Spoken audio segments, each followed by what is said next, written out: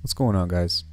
Today I'm going to be covering how to make these drums that I was talking about in the previous video of how to lo-fi drums in Ableton. So if you haven't watched that video yet and you're looking for a quick fix on how to make drums lo-fi, I suggest going there first, because today we're going to be diving into some stuff that might be a little bit complex. Now, before I say anything, if you know your tools, then this stuff will be like second nature to you. It's just kind of cool that I'm going to be able to show you a program, Superior Drummer 3 in particular, to use all of the effects within the house to make our drums lo-fi. And what I mean by that is there's no exterior processing on this track aside from all of the internal effects that Superior Drummer is using in the first place. So it's a pretty neat deal. Yeah, so let's go ahead and get started. Hopefully this is in view. I swear I've recorded this video like 6 times and this has always like not been completely in frame. It drives me crazy, but hopefully everything's in place. Alright, here is a look at our mixer. I'm going to touch on this in just a second, but let's go ahead and head over to our drums tab. Right now I have the Type Pop kit loaded up, and that's pretty much what it sounds like. That's the only thing that I'm using in this kit anyway, so yeah. As soon as you upload the Type Pop kick, you're going to notice that there's already some effects that are turned on. If you see any that are turned off, then that probably means that was already there from before. The most important thing that we're going to be looking at within how to start shaping our drums is using EQ, saturation, some bit crushing, and some compression. And everything else is kind of like just little sweeteners or accents that help out the rest of the recipe, so to speak. Let's go ahead and take a look at our kicks. Right off the bat, if you notice over here on this side, you're going to see that there's envelope releases shorten.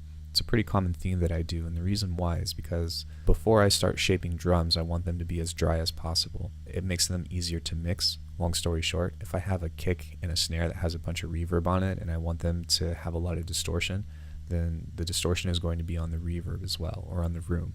So generally on the kicks, on the snares, on the overheads, and on the ambiances, I take out, or I shorten the envelope releases on a lot of them. Here is our first EQ on our kick out. This is just kind of making it more of an 808 and taking out the high end. If I play, there we go. If I take out this, it's not really doing a whole lot, but it's just kind of like starting to shape our tone of what we want for our kick. This one is just preserving the transient or the fundamental frequency of our sub. If I take this off, let's see if you can hear a difference. Not so much. So I'm guessing that a lot of these EQs aren't really affecting this sound by that much. Here's our snare EQ. This was already part of the EQ that was on the default kit, but what I went ahead and did was added some boost on the rim frequency. That's just to make it a little bit brighter. Can't really tell a big difference, but yeah, again, these EQs are subtle.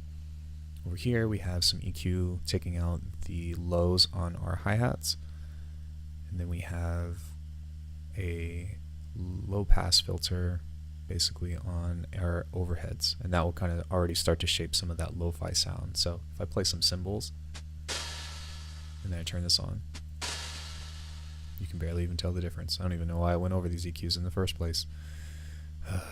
Moving on. EQ is important. It all adds up if you do like minor subtle EQs. So on our main kick, we're trying to make this into an 808, and a way to achieve that is by taking out all the high end and some of the low mids as well. but you want to keep some because you still want it to have a thump. We have some compression going on right here. There's no makeup gain, but the threshold is being turned down a little bit to kind of boost the transient, but then I think I overdid it. So I took some of the attack out from the kick using a transient shaper. Just softens it up a little bit. Now typically, like if you've watched my other video of how to make like neuro drums or whatever, like we want to boost the transients and then kind of roll them off.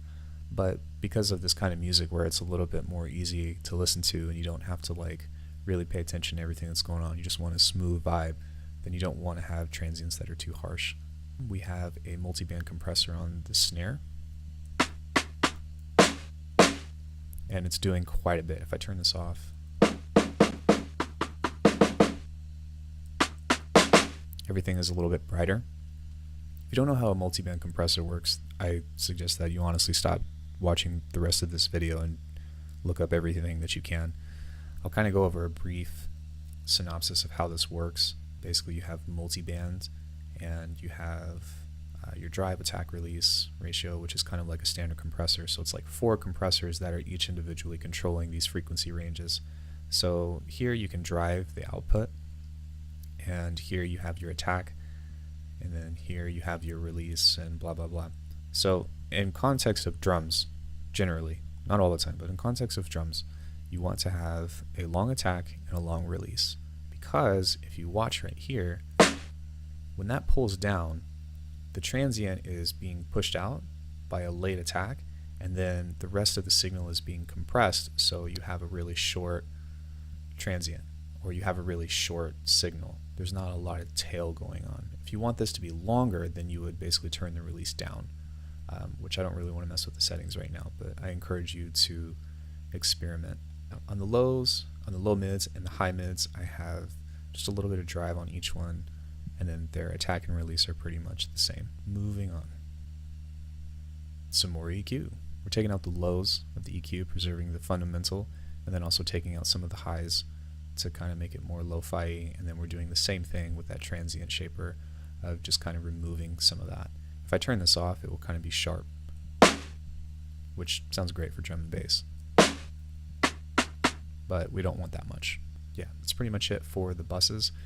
And if I haven't explained this already, or if you didn't know, all of these blue mics are going to these buses. So here are my kick mics that are going to this bus, which is the kick bus.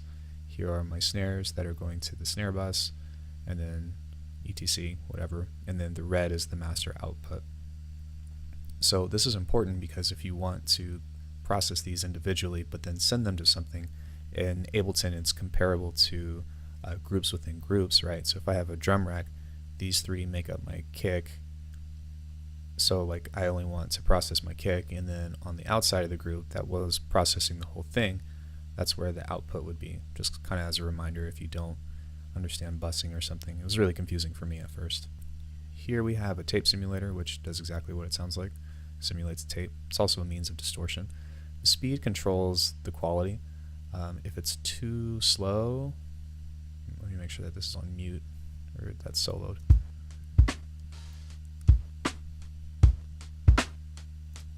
The speed is pushing the volume just a little bit that I actually like compared to this. I mean, it's kind of subject to taste, but it's just kind of what I like doing, or what I thought was the right choice for this particular drum kit. But yeah, there's some flutter and a little bit of drive. Next up we have the most important component, honestly, which is the bit crusher. This one's pretty awesome. It's pretty straightforward in the sense of like you have your bits, your downsample, and your drive. If you want, you can just copy the settings.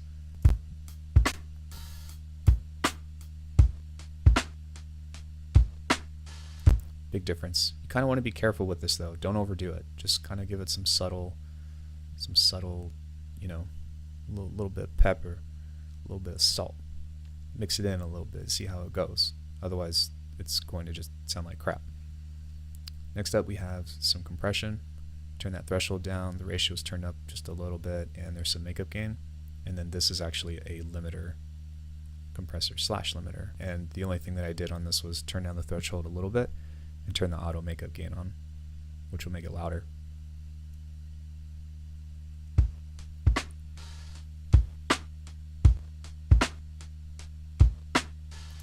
limiters are your friend, especially if you want things loud. Just saying. Alright, so finally we have a little bit of classic reverb. It's really not doing a whole lot. In fact, you won't even hear it unless if I turn this down.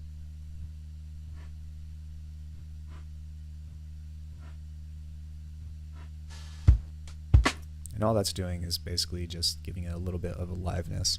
If your drums are too dry, then it won't really sound. Well, I don't know. It's just good practice to throw some reverb on it, give it some room. I mean, theoretically, if you're playing a drum set in a live place, you know, there's always going to be some kind of reverb bouncing off of your walls. So, you know, if you give it just a little bit, even just a little slap back, then it will make your drum sound a little bit better. Make your drums super dry, EQ them a little bit. Again, you can't even tell on these. You hear it mostly during these. And then on your master channel, if you're processing all of your drums as one, then throw on some distortion, bit crush it, compress it, and turn up the limiting. If you want, you can add some reverb, and that's pretty much the most important component to that. But yeah, if you guys have any questions on anything, let me know.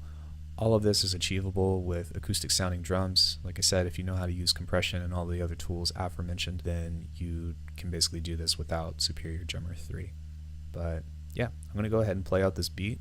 Hope that you guys enjoyed the video and found this informative, and happy producing.